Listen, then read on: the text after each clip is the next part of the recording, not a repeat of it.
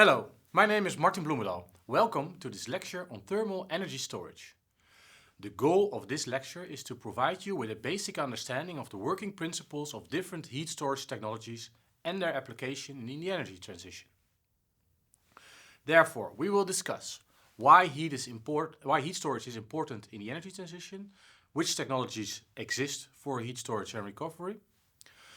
So first, we address the question of why we need heat storage in the heat transition. In many parts of the world, heating is needed mainly during the winter months, while in summer, air conditioning is used, which disperses significant amounts of heat into the atmosphere. This cooling demand is the blue area in the graph shown on the slide. For many buildings in moderate climates, the heating and cooling demand, represented by the red and blue areas in the graph, are in the same order of magnitude. It makes a lot of sense to store this available heat in summer and use it again in the colder months, thereby substantially reducing the consumption of fossil fuels we use to heat our buildings. This means that by using seasonal storage, we can sustainably provide both heating and cooling to the building. Also, when we consider large-scale systems like district heating networks, similar challenges exist. Such networks are often fed from continuous sources of heat, for example geothermal or power plants. Storage helps to optimally utilize the available heat.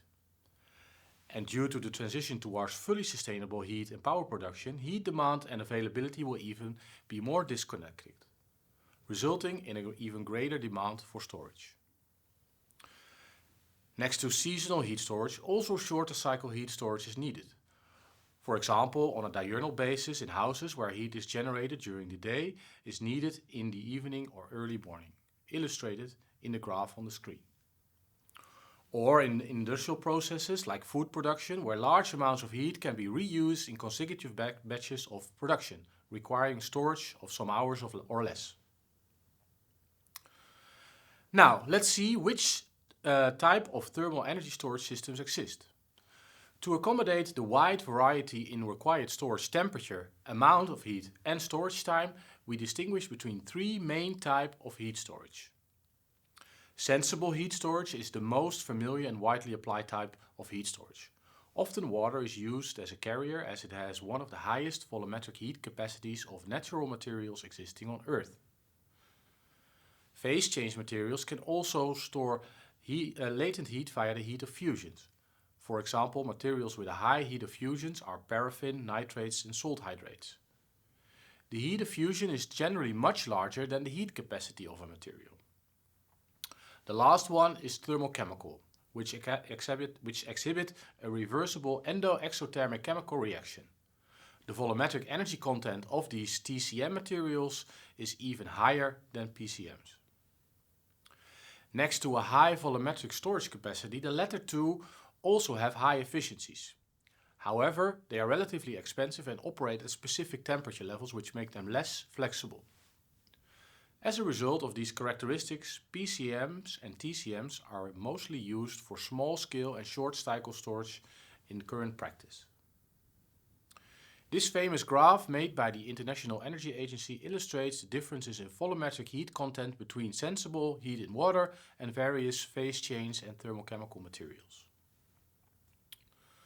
Now let's focus a bit on the sensible heat storage options.